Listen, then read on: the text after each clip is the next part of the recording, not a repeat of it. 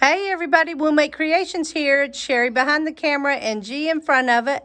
And tell them what we're doing today. Today we're going to show you how to make a small bony. Here is the template. And I will be giving you little tips and tricks how to cut more efficiently and sew it very quickly.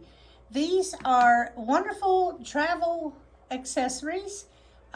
They are good for anyone who is in the hospital. I make sure that any of my friends that go in the hospital, I make sure they have this one and the larger size. It's great when you have an IV and you want to, prop your arm up in the hospital bed. They're great to have, in your recliners at home when you want to put something behind your neck. In your car when you're driving. In your car when you're driving. I literally use two on, and I'm not even driving. I'm the passenger, but I like to be very comfortable in the car. I often will put it beside my knee to pad between my knee and the door. It has lots of uses. So as you can see, that I made this one with 3 different colors. I like to do them 3-sided. You can do the whole thing in just one fabric if you'd like. And what I like to do is I like to pre-cut a bunch.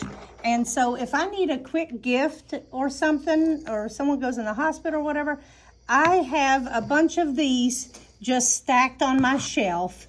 And that way I can just mix and match. When I'm cutting, I just go ahead and cut for multiple bonies, okay?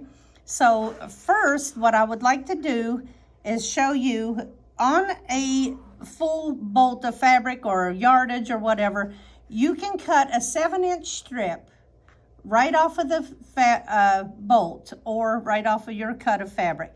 Cut it 7 inches, and that will make 3 sides to a bony. So if you only wanted the same fabric, that 7-inch strip will do your whole bony. So I've got a 7-inch cut of fabric here, and what I'm gonna do is show you how to efficiently cut this bony out. So I usually fold it like this, and then I'll see if the bony fits on there. It does, and because I don't like to waste fabric, I'll pull it down a little bit. Now on your bony template, it says fold right here, okay? So you want to make sure that you have your template on a fold. So you line this where it says fold up with the fold of your fabric, and now you can cut it out very easily. So you can use a 28 millimeter or a 45 is good, and you just cut like that. I like to put that out of the way. Because this grips the fabric, we can actually turn it to make it more ergonomic to cut it.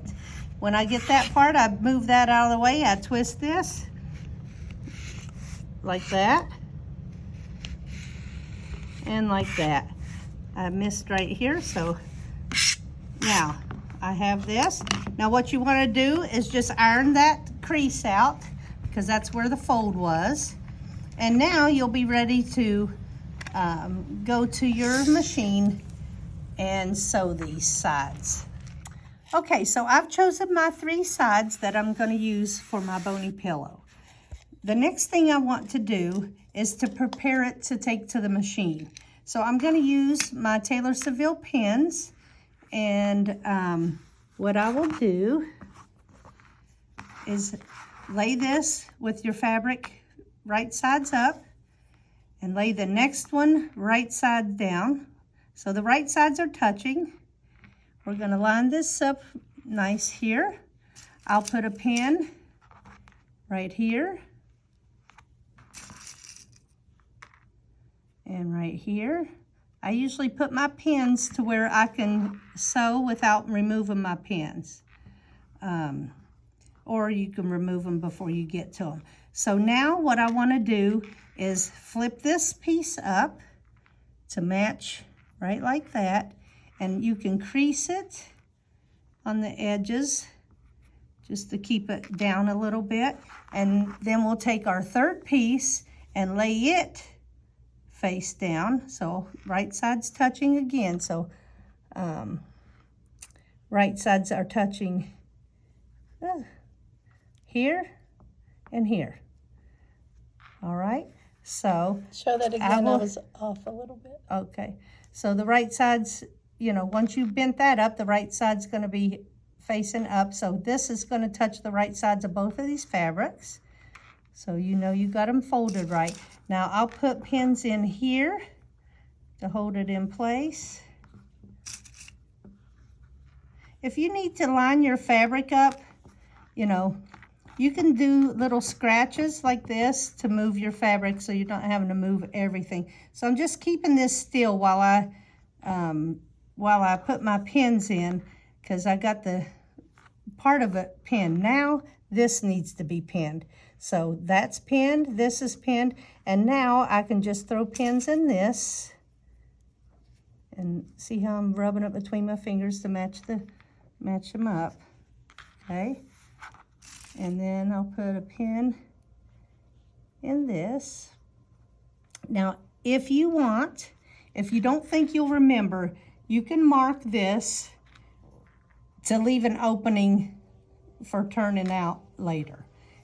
I like to usually pick the busiest fabrics to do my opening. Then when it's sewn together by hand, it's not as obvious, okay? So we've got our essentially 3 sides here. So we'll go to the machine and we're going to start right here. We'll do a little back up here, back stitch, and we'll come around. Usually I like to do my opening when I very first do my first round. So you don't forget. So I don't forget. So actually I'll do it on this one. So I'm gonna come and back stitch here, and then I will leave an opening about 3 fingers worth. So from here to here, I'll leave an opening, and I'll make sure I back stitch good. That way when I'm stuffing, it doesn't rip the stitches. So I'll come here, and I'll mark it with a pin to show you not how to mark it and not forget. So we did have another big pin here. I'm not gonna be able to see that white. So I'll just mark it so I don't forget. And I like to make sure I've cleared the round part, okay? So I'll just do it from like here to here. And that'll be enough to stuff it with, okay? So we'll take this to the machine and we'll get started. Okay, so here we are at the machine. We've got our markings. That way we don't sew in between that. I like to do at least 3 fingers and not on the curve. So if you look at this from this way, you see all 3 layers. I'm gonna start with my needle just in to those 3 layers. We'll drop my needle and just gonna take a couple stitches and then go back stitching a little bit. And now I'm gonna do a 1/4 inch all the way around. I'm gonna make sure my machine, when it stops, I want it to raise the foot so I can easily pivot and keep sewing. So I'm gonna come down to my first mark, and notice I put my pins to where I don't have to move them while I'm sewing. I'm gonna come down to my first mark here, and I'm gonna really back stitch a few times because this is gonna get some wear and tear when we start stuffing the bony. So I'm gonna take that, cut that off. I'm gonna start back here. You can also just raise your foot and go down to your next mark if you want to. So I'm gonna start below my first mark, my other mark, and I'm gonna just back stitch it a couple times and then keep going. And I'm just gonna follow around. I'm gonna stop. I think this is out of my way enough. And I'm gonna come down. Now I'm paying attention where that fold is, and I can feel where it is. So I'm gonna come down to where my finger is, and I'm gonna come on the multiple layers, and then only 1 or 2 stitches, and then back stitch it. Okay, I'm gonna come out of here, and now I can clip these threads, and so there's my opening. So that layer is done. I can pull my pins out if I want to. And now I can start sewing the next layer. So I'll just go ahead, and I always like to do my opening first, that way I don't forget and sew it completely and then forget to do my opening. So here I'm just going to drop my needle right where the 3 fabrics meet. I'm going to take a couple stitches and then back stitch, and then I'm just going to go right around. This one happens to be in my way. These are very fast to sew once you get used to sewing them. Always do it at a 1/4 inch, and it is a pretty forgiving thing. So I'm gonna come where the 3 fabrics meet again, where that little hump is. Take a couple stitches into it and then back up. These snippers are magnetic too. Amazing. Just so you know. Okay, so that's that second part, and now we have one more part left. So we just want to make sure each time that we're only sewing on the ones that we're supposed to be sewing on. So make sure nothing else is underneath there. So again, I'm going to drop my needle and back up a couple stitches and then start coming around. If you go slow around the corner, that'll be helpful. And then you can fly through this part and just go slow around the corner there, around the round part. I don't know why, but I always call those the ears. And then we'll come onto those other stitches and then be done. So it is completely sewn now, and we'll snip these stitches and be right back.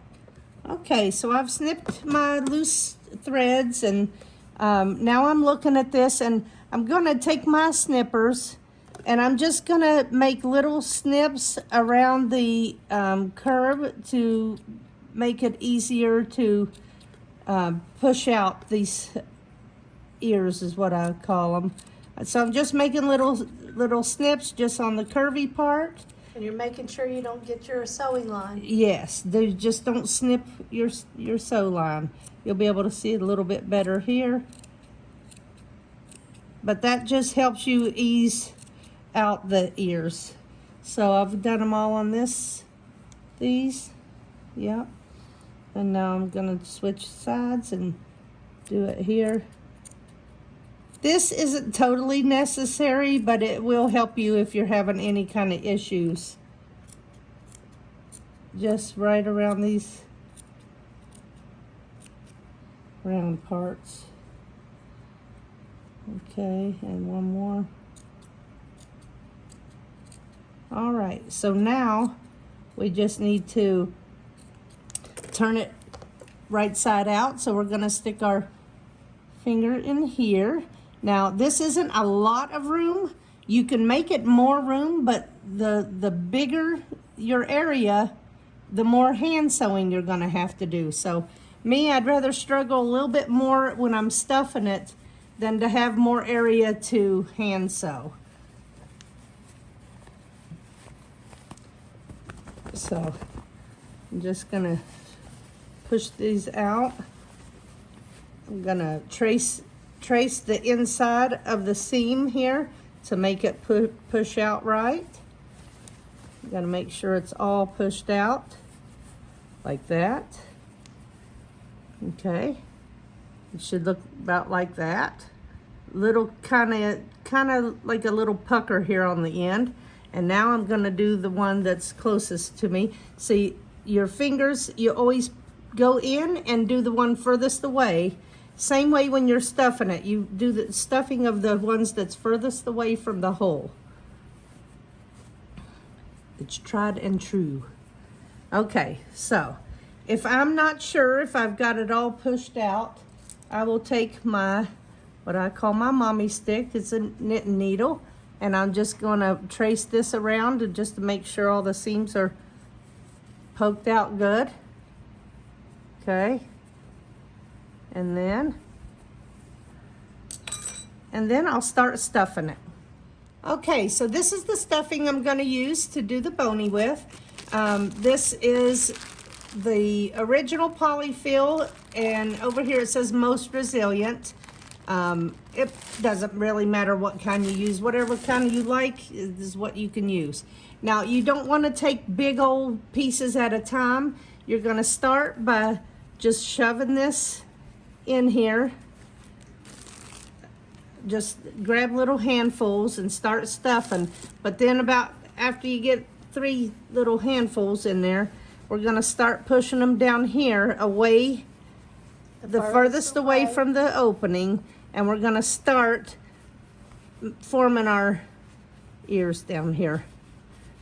Don't ask me why I call them the ears. I've just always done that, and so that's the way I'm doing it. So we're going to do this and just keep pushing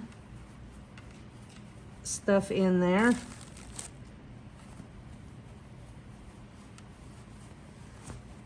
Okay, and just keep pushing. It's amazing how much stuffing it really takes to stuff this, what I call properly. Now, some people might like not as firm as I do it, but I like to stuff it to where there's no big crease like that. So I'll just keep pushing. I've put all that in there, and this is all I've done so far. So we'll just keep going. See how this gets stretched out? So that's why you have to really reinforce your stitches when you make your opening, because it, you know, it gets to be brutal. Okay, I think I'm pretty good down here. All right, so now I can start towards the middle a little bit.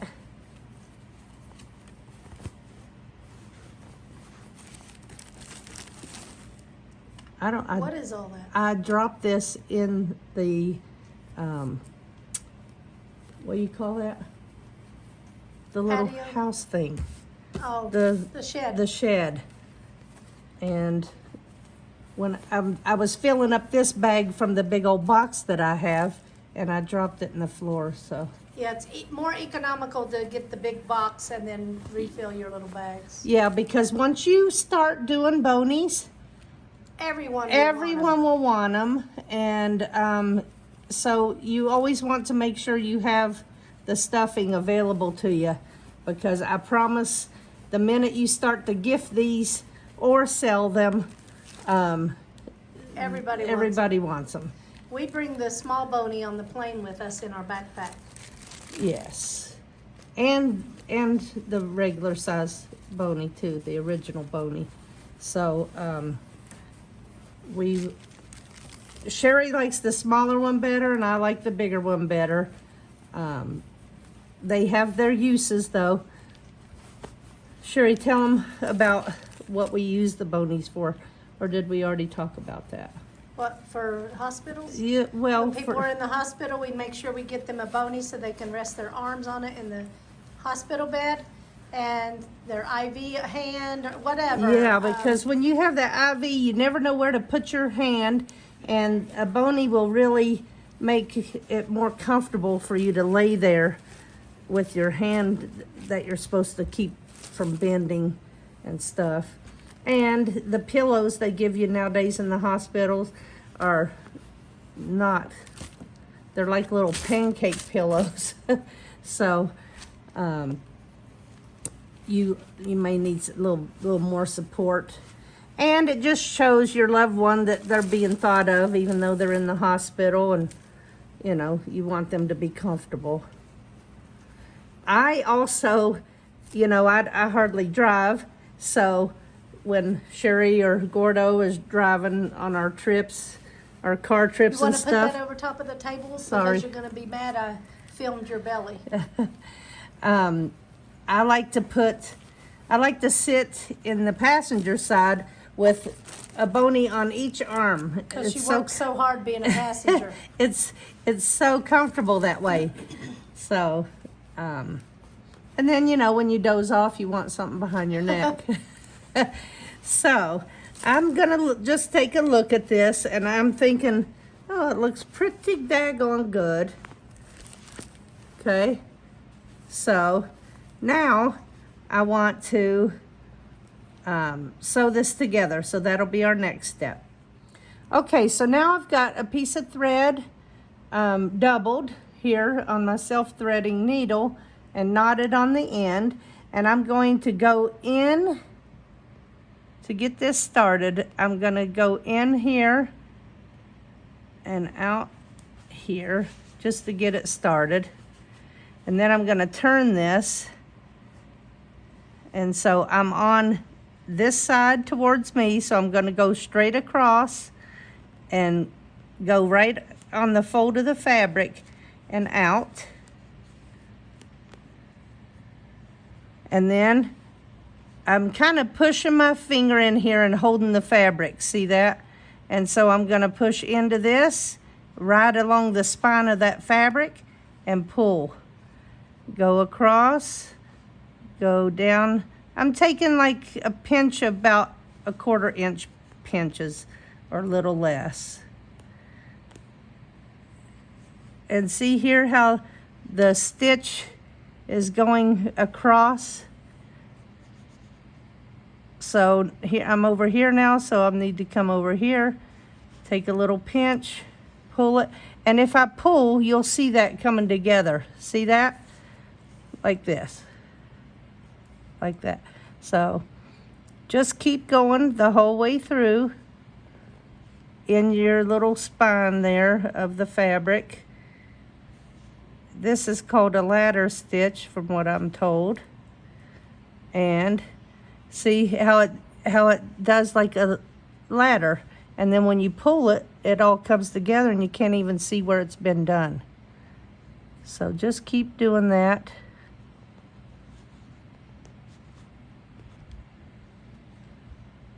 Just go straight across from where you're at and take little pinches.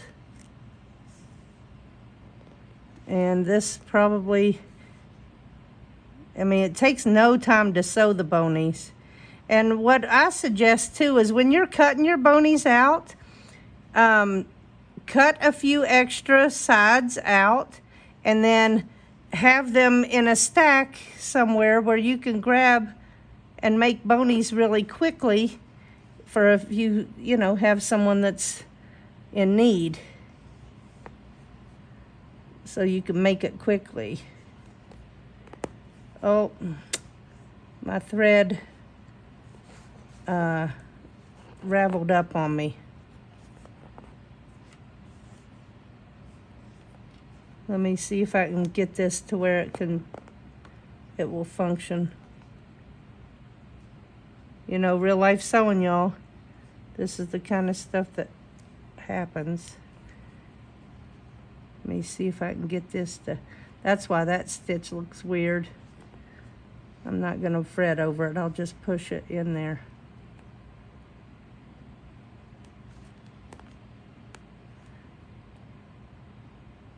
So you're gonna see one stitch, and probably not even that.